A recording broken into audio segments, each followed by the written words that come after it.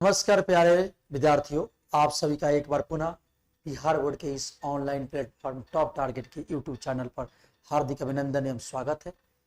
जैसा कि आप सभी जानते हैं, मैं वीडियो सर आप सभी को पिछले कुछ दिनों से वीवीआई टाइप पढ़ाते आ रहा हूं, जिसमें अभी तक 8 सेशन वीवीआई टाइप से पढ़ाया जा चुका है। अभी तक आपने 8 वीवीआई टाइप सेशन को नहीं देखे हैं तो आप टॉप टारगेट चैनल को ज्वाइन करें, सब्सक्राइब करें, लाइक करें, वीडियो पर कमेंट करें और उन 8 सेशन को आप देखें। और वहां से किसी भी प्रकार का दिक्कत हो तो आप अवश्य हमें कमेंट करें। आपके कमेंट के बातों को बारीकी पूर्वक से देखा जाएगा, समझा जाएगा और उससे रिलेटेड अवश्य आपकी सहायता किया जाएगा। अगर सहायता हो तो सकता है कि हम आपको पर्सनली कॉल करके बताएं, या जरूरत पड़े तो हम उसके आधार पर वीडियो भी आपको बनाकर इस टॉप टारगेट के यूट्यूब चैनल को अपलोड करेंगे। इसलिए आप जैसे कहेंगे वैसे हमारी टीम आपकी सहायता करने के लिए इच्छुक है, बशर्ते आपको पढ़ना है। बस करना क्या है, आपको पढ़ाई करना है और कुछ नहीं करना। जैसे हमारी टीम के द्वारा दिशा निर्देश दिया जाए वैसे आप पढ़ाई करते रहें, अध्ययन करते रहें, जिससे आपके का जो समय जो बचा है कम समय, इधर उधर के ज्यादा क्वेश्चन पर ध्यान नहीं दे। पहले भी मैं बता चुका है कि आप मॉडल पेपर करें, एमसीक्यू करें, वीवीआई क्वेश्चन करें और महत्वपूर्ण जो क्वेश्चन जो वीवीआई प्रश्न है उसको देखें। उससे ज्यादा करने की जरूरत नहीं है, आपके पास अब विस्तृत में जानकारी करने की जरूरत नहीं है। तो इतना करेगा तब मैं वादा करता हूं कि आप आसानी से 400 प्लस नंबर मंगा सकते हैं। तो आइए देर ना करते हुए आज के नए सेशन वीवीआई टाइप 09 की शुरुआत करते हैं। वीवीआई टाइप 9 में जो कोऑर्डिनेट ज्योमेट्री से ही लिया गया है, इसमें सभी प्रश्न जो इतना भी आप देखे हैं, वीवीआई टाइप 1-2 प्रश्न जो होगा हो सकता है, मे भी हो सकता है या नहीं भी होगा। ये जो भी वीवीआई टाइप 9 इसमें सूत्रों का समावेश किया गया है। समावेश मतलब एक जगह संग्रह कर दिया गया है केवल नियामक ज्यामिति के सूत्रों का। अगर किसी भी प्रकार के नियामक ज्यामिति से प्रश्न का सूत्र पूछा जाता है बोर्ड एग्जामिनेशन 2026 में, तो अवश्य आपको इससे बाहर प्रश्न सूत्र नहीं आएगा।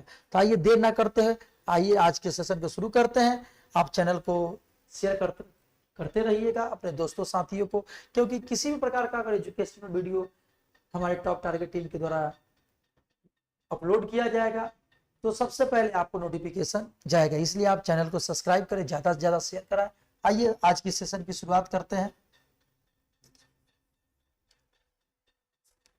प्रश्न है एक्स अक्ष का समीकरण। ध्यान रखें, जब भी एक्स अक्ष का समीकरण पूछा जाए तो y बराबर क्या होता है 0, और जब y x का समीकरण पूछा जाए तो x बराबर क्या होता है 0। इसकी विस्तृत जानकारी हम आपको जो आपका वस्तुनिष्ठ प्रश्न हो क्लास में ना देकर हम जो सब्जेक्टिव क्लास लेंगे उसमें आपको बताएंगे आखिर y बराबर 0 क्यों होता है। तो सबसे पहले x अक्ष का समीकरण पूछे तो y बराबर 0 रखिए, याद रखिएगा। और y x का समीकरण पूछे, x पूछे तो y बराबर 0 याद रखेंगे, और x y पूछे तो x बराबर 0 याद रखेंगे। जो कि y x अक्ष पूछा तो ऑप्शन नंबर क्या हो जाएगा आपका बी, y बराबर 0 हो जाएगा। सूत्र है, केवल हम इसमें सूत्र देखें। आइए नेक्स्ट सूत्र को हम देखते हैं। नेक्स्ट हमारा है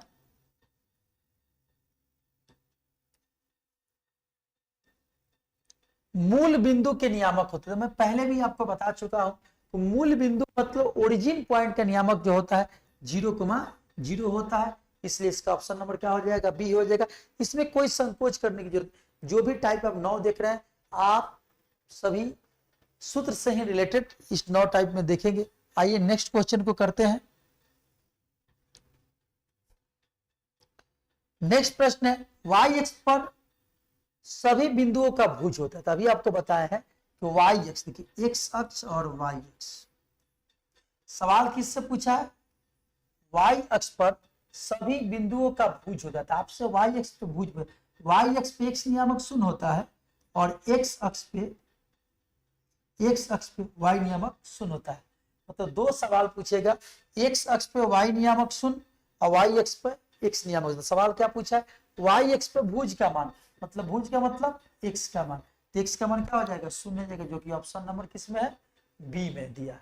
यानी y एक्स पे x नियामक क्या होता है 0 होता है और x अक्ष पे y नियामक 0 होता है। अगर इसको सूचित करना होगा तो 0,0 x होगा, इसको सूचित करना होगा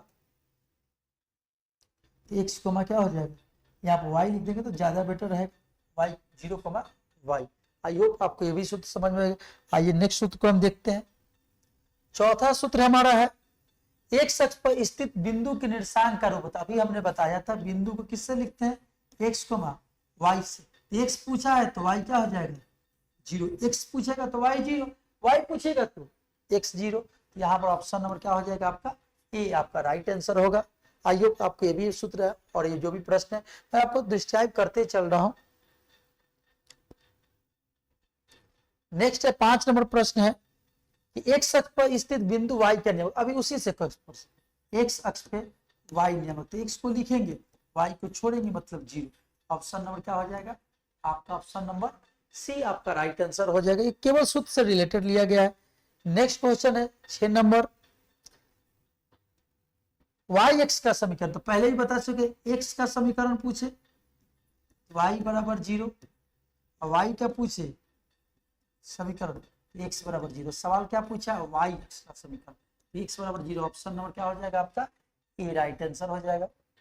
आइए नेक्स्ट क्वेश्चन को देखते हैं। नेक्स्ट क्वेश्चन है कि मध्य बिंदु का फॉर्मूला क्या होता है। तो पहले भी आपको बता चुके हैं, प्रीवियस वीडियो पढ़ा चुके हैं कि मध्य बिंदु का फॉर्मूला जो होता है x1 + x2 / 2 y1 + y2 / 2, जो कि ऑप्शन नंबर किसमें आपका बी में, आपका बी राइट आंसर हो जाएगा। बाकी ऑप्शन होगा नहीं, आप देख सकते हैं।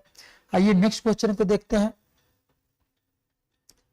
नेक्स्ट क्वेश्चन हमारा है कि त्रिभुज के केंद्र का निशान। अभी पिछले सेशन टाइप 8 में त्रिभुज के केंद्र से रिलेटेड पढ़े थे, तो उसमें आपको बताया गया था तीनों निर्देशांक को जोड़ेंगे, जो कि ऑप्शन नंबर बी होगा, सी नहीं होगा, ए नहीं होगा, डी नहीं होगा, सी नहीं, बी नहीं होगा, डी हो जाएगा, क्योंकि तीनों को जोड़ के 3 से हमें भाग देना है, जो कि ऑप्शन नंबर आपको बी में दिख रहा है। इसके x1 + x2 + x3 / 3 y1 + y2 + y3 / 3 होता है।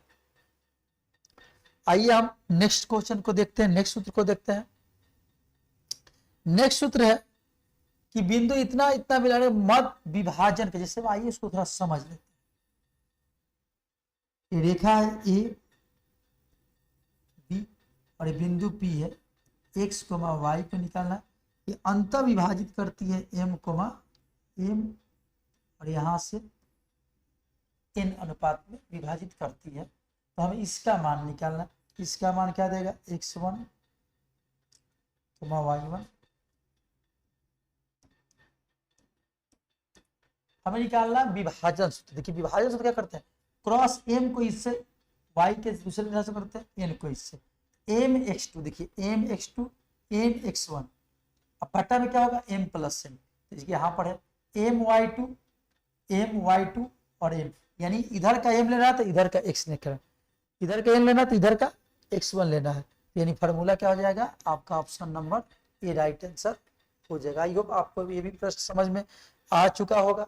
आइए हम नेक्स्ट क्वेश्चन की ओर बढ़ते हैं। प्रश्न है, सूत्र है, सूत्रों की सीरीज चल रही थी VBA टाइप 9 में। प्रश्न है कि 3 बिंदु दिया है x1 x2 + x1, y1 x2, y2 x3, y3 संडेख हो, तो कौन सा बिंदु सही होगा। तो देखिए संडेख होता है, तो आइए इसको थोड़ा समझ लेते हैं। नॉलेज की थोड़ा बेसिक नॉलेज की है। जब भी 3 बिंदु संरेख हो तो आपको याद रखना है त्रिभुज का क्षेत्रफल क्या होता है, 0 के बराबर होता है। शीर्ष ए है, बी है, सी है, x1, y1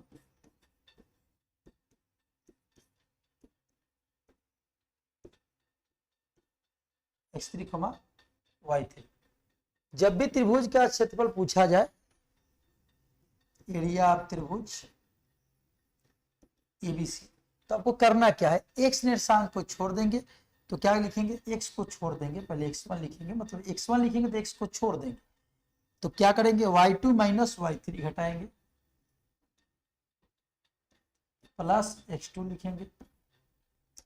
x2 लिखेंगे तो इसको छोड़ देंगे, x1 लिखे तो इस पेट को छोड़ दिए, x2 लिखेंगे तो इसको y3 - y1। अब x3 लिखेंगे, x3 हम लिख लिए, तो x3 को छोड़ देंगे तो क्या बचा, y1। मतलब एक को छोड़ेंगे तो उसके आगे वाले y निर्देशांक को क्या करेंगे, घटाएंगे। x1 छोड़ा हमने तो x1 लिए थे हम, तो क्या लिखेंगे y2 माइनस x2 लिए तो x2 y छोड़ देंगे, y3 ऐसे लिखना है।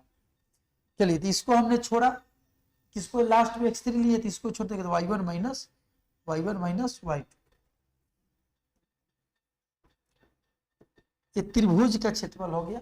और इसमें क्या होता है, 1/2 होता है।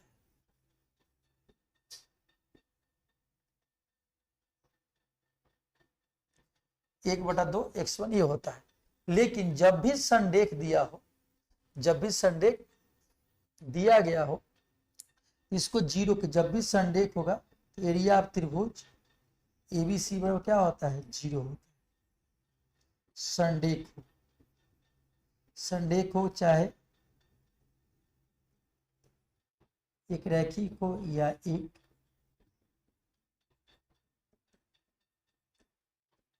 बिंदु गामी हो, मतलब संरेख हो, एक रैखिक हो, एक बिंदु गामी हो, त्रिभुज का क्षेत्रफल क्या होता है, 0 के बराबर होता है। तो 0 के बराबर, तो इसको 0 के जब हम बराबर करेंगे तो 1/2 गुना हो जाएगा, तो क्या बचेगा, x1 यही बचेगा। देखिए यहाँ पर आप देख सकते हैं x1 y2 माइनस y2, जो कि ऑप्शन नंबर ए में दिया है। आपका यही ऑप्शन राइट आंसर आपका हो जाएगा। आई होप आपको ये प्रश्न समझ में आया होगा। आइए हम नेक्स्ट सूत्र की ओर चलते हैं अपने।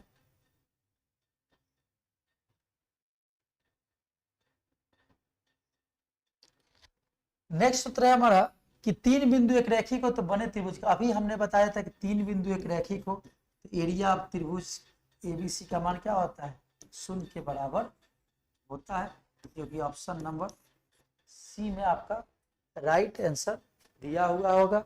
आई होप आपको इस प्रश्न समझ में आया होगा। मिलते हैं एक नए सेशन में, तब तक के लिए जय हिंद जय भारत।